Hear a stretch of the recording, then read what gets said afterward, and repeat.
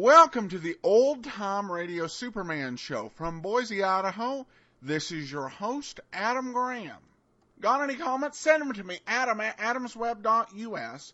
And please go ahead and check out our website, Laser and Sword Magazine, laserandsword.com. I got a comment on the Dragnet show that's really more applicable to, part of it anyway, Dave Small, somewhat more applicable to Superman. He writes that he's actually been listening to the great detectives of old-time radio much more than Superman. I'm not sure, but I wonder whether others might prefer, as I think I might, to have to pair up the Superman episodes so that we could hear two at a time, back to back. Another possible benefit to doing such a thing would be that the pace of the story would seem to pick up. Going with only one 15-minute episode at a time, the story plot often moves forward faster than a speeding glacier. So without further ado, I wish you the best. I think this is an interesting idea. We had a few reasons for doing the two 15-minute episodes. When we started out a year ago, the only two that really apply is that for some people, it may be easier to start the day with a 15-minute show as opposed to a 30-minute. And the second big reason is just that somewhat of a feeling of authenticity, because they were listened to originally in 15-minute blocks. But that said, I think it's an interesting proposal, and I don't have a strong reason why I wouldn't. However, I don't want to make a change in the show that people wouldn't prefer. Which to me, one way or another, doesn't make a difference. I actually record both the Sunday and Wednesday show on the same day. So I'm going to throw it out to you. Do you want two 15-minute episodes a week, or do you want one 30-minute episode per week? You can cast your vote at poll.laserandsword.com, poll.laserandsword.com. Go there and decide which you want, and that will rule the day. All right, and we're going to get into today's episode. Last we left, Clark Kent getting out of a car wreck, and Lois Lane trapped in a hotel room. The bad guys having Dr. Roebling. What's going to happen next? We're going to find out. Let's get into Dr. Roebling and the Voice Machine, Part 5. Presenting the transcription feature, Superman. Look, up in the sky. It's a bird. It's a plane. It's Superman. Yes, it's Superman, strange visitor from the planet Krypton, who came to Earth with powers and abilities far beyond those of mortal men. Superman, who can leap tall buildings at a single bound, race a speeding bullet to its target, bend steel in his bare hands, and who, disguised as Clark Kent, mild-mannered reporter for a great metropolitan newspaper, fights a never-ending battle for truth and justice. And now to our story. With Lois Lane locked in a hotel room and Clark Kent involved in an automobile accident, the blonde young woman who posed as Dr. Roebling's daughter and is in reality his niece by marriage made good her getaway. Speeding across town, she joined her unscrupulous husband in a barren tenement room where he was trying to force his inventor uncle, Dr. Roebling, to turn over the rights to a new secret voice machine, so valuable it has been insured for $10 million. In the meantime, Kent has returned to the hotel from the scene of the accident. Hurrying to Lois's room, he finds her gone. Frantically, he searches the lobby and makes inquiry at the desk, but to no avail. Meanwhile, in room 514, where Lois has been unable to attract attention by pounding on the door, she has torn the bed sheets into strips and is knotting them together, preparing to lower herself out the fifth-floor window. Well, that's the last strip. If it isn't long enough to reach the ground now, there's nothing I can do. There. As tight as I can get it. Now to try it. Oh, I never knew the fifth floor of a building was so high. Looks like a long way down. An awfully long way. Well, only one thing to do. Find out whether this bedsheet rope will reach. Here goes. Out the window with it. Hard to see in the dark. Can't tell whether... Yeah, I see it. It reaches. Oh, that's a relief. Now, tie this end of it to the bed. Pull the bed over close to the window. There. That does it. Now, Lois, old girl, let's see how good a monkey you are. One leg over the sill. Just take it easy. It's a long drop if you make one slip. Now the other leg. So far, so good. Seems to be holding. Deep breath and down slowly. Hand over hand. With amazing courage, Lois begins her perilous escape from the locked room, climbing down the improvised rope to the ground 5 stories below. But unknown to her, the swaying of her body is rubbing part of the knotted bedsheet against the sharp stone corner of the window ledge, gradually cutting into the material. At any moment it may rip and send Lois hurtling to her death on the stone courtyard below. Meanwhile, Clark Kent, unable to find Lois, has returned to the desk, where he makes further inquiry of the night clerk. Are you sure you haven't seen Miss Lane? Try and remember. She's dark, about 5'4", and very pretty. She was wearing a gray pinstripe suit and a brown hat with a greenish feather. I wonder. You wonder what? I wonder whether she could have been the young lady who asked for the key to 514. 514?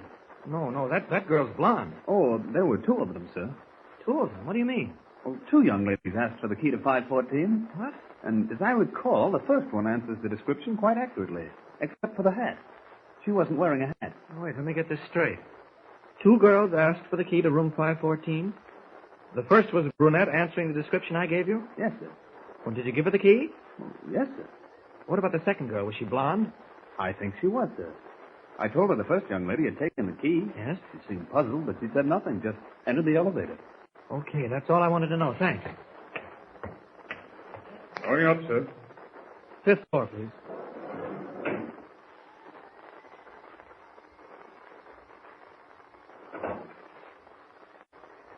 Fifth floor. Thank you. You're welcome, sir. Good night.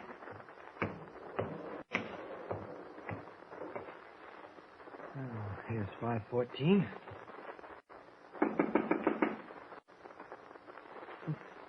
Not a sound coming from the room. Couldn't be 2 women in there, neither of them talking. That's impossible. Open up! Nothing doing. All right, we'll open from the outside. That's Superman. This lock shouldn't be too hard to force. But even as Superman slowly forces the locked door, grim tragedy is in the making in the room beyond.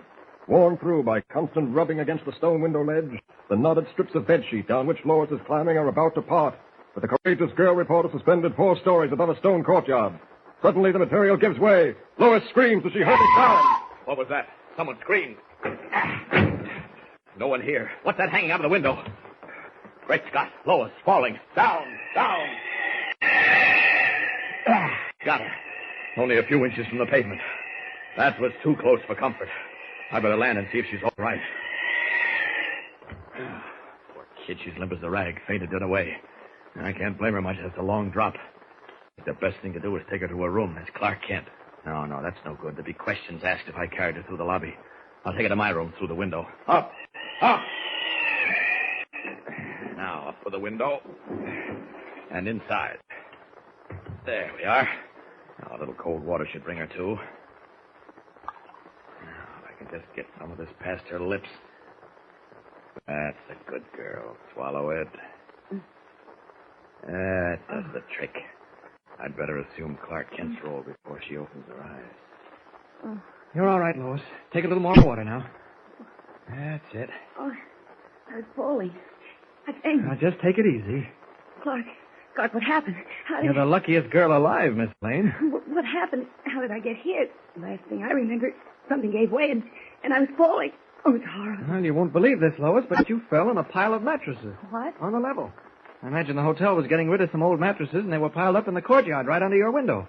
If they hadn't been there, you wouldn't be talking to me now. Well, that's funny. I didn't see any mattresses when I looked out the window before climbing down. What on earth made you attempt anything so dangerous? It was the only way I could get out of the room. Why? See, I got the key to room 514. As Lois recounts to Kent the reason for her attempted escape from the locked room, Dr. Roebling, inventor of the voice machine, is at the mercy of his unscrupulous nephew and his blonde wife. At the moment, the two conspirators are standing at one end of the bare room, watching Dr. Roebling attempt to rise from the chair in which he is seated. What does that stuff do, Jack? The stuff you shot into his arm? It's supposed to make him dopey. Put him in a sort of trance. Let me go, Jack. This is my brother's son. My own flesh and blood. He can't get out of the chair. The stuff's beginning to work. What happens when he goes into the trance? Well, he'll do what I tell him. Sign that paper. Jack, listen to me. Listen. Listen. Okay. I think he's ready.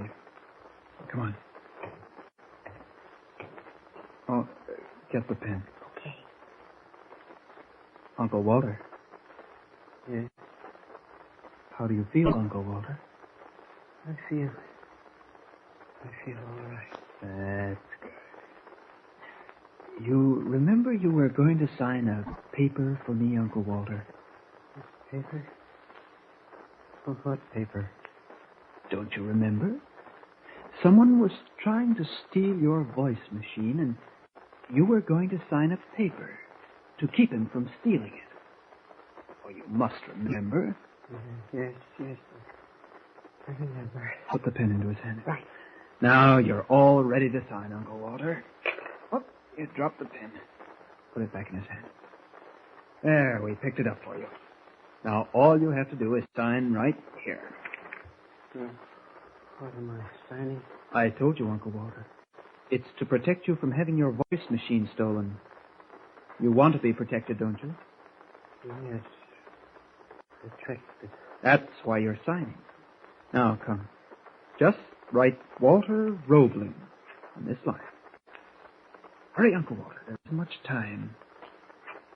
That's it. He's signing. Shut up. Oh, no, Uncle Walter, don't stop. You must write your last name, too. You just sign Walter. Hold his arm up. We gotta work fast. That stuff will wear off. Come now. Finish it. There we are.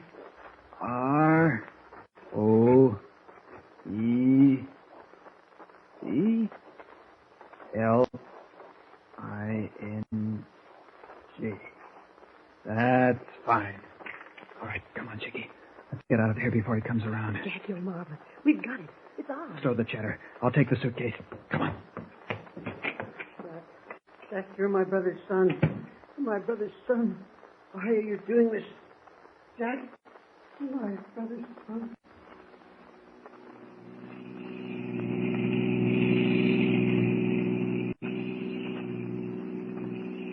But where are we going, Clark? I'd like to check the 218 State Street address penciled on the back of that envelope. I still don't understand why you insisted on getting our car out of the garage instead of using a taxi.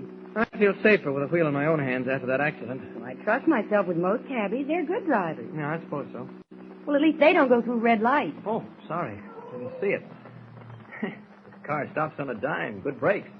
Oh, there's the job I'd like to own. Huh?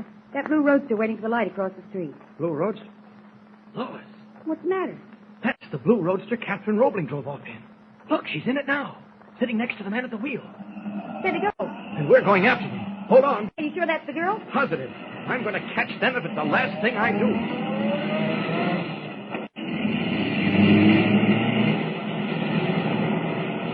Can the car Kent is driving keep up with the blue roadster? Or will Roebling's nephew escape with the papers his uncle signed? Superman may have to take a hand. As a matter of fact, he does in one of the most thrilling episodes you've ever heard. Don't miss it. Don't forget, tune in again for the next thrilling episode with Superman.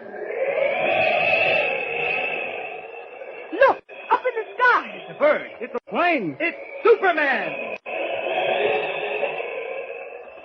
Superman is a copyrighted feature appearing in Action Comics magazine. Welcome back. Did you catch that little bit of what would be very politically incorrect humor? Two women in the same room. It's impossible that they could not be talking. No comment. The mattress truck. Oh, I don't know. Had anyone used the mattress truck before? Did we just witness the invention of a cliche? That's actually one of the many humorous scenes in Batman, the 1966 movie. It actually has where the Batcopter crashes into a mattress truck, saving Batman and Robin's lives.